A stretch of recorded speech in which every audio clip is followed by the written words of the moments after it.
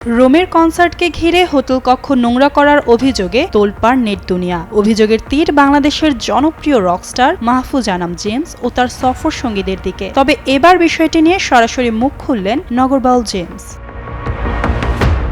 Hotel কর্তৃপক্ষের দাবি, James ও তার দলের জন্য বরাদ্দ 4টি অ্যাপার্টমেন্ট চেক আউটের পর পাওয়া যায় অত্যন্ত নোংরা ও শোচনীয় অবস্থায়। এ ঘটনায় অতিরিক্ত পরিচ্ছন্নতার জন্য 200 ইউরো জরিমানার কথাও জানানো হয়। সম্প্রতি ইতালির ভেনিসে এক সংবাদ সম্মেলনে এ বিষয়ে নিজের বক্তব্য তুলে ধরেন জেমস। তিনি বলেন, নিয়ম কিন্তু একটা হোটেলে সবসময় তাদের যে ক্লিনিংটা করা, আর ইয়াং ছেলের ওরা হয়তো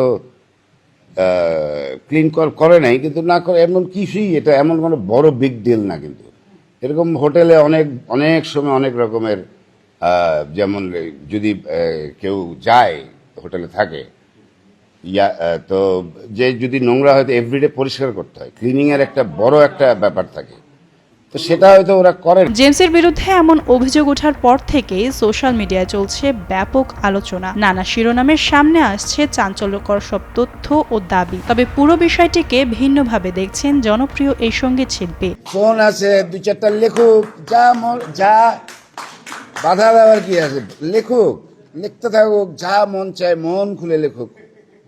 এখানে তো কারণ স্বাধীনতা আছে। সোশ্যাল মিডিয়াতে যে কেউ, তুমি লেখো না, যা মন চাই লিখতে পারো। হ্যাঁ, এটা বড় বড় পলিটিশিয়ানদের বিরুদ্ধেও লেখা হয়। এদিকে জেমসের ম্যানেজার রুবায়াত ঠাকুর রবিনের দাবি, তারা হোটেলের নিয়ম মেনেই চেক আউট করেছেন। তার ভাষ্য, নোংরা অবস্থায় পাওয়া 549 নম্বর কক্ষে জেমস ছিলেন না। সেখানে অবস্থান করছিলেন দলের একজন মিউজিশিয়ান। তাই ওই কক্ষের দায় জেমসের ওপর চাপানো ঠিক নয়। একদিকে হোটেল কর্তৃপক্ষের অভিযোগ, অন্যদিকে জেমস ও তার সফর সঙ্গীদের বক্তব্য।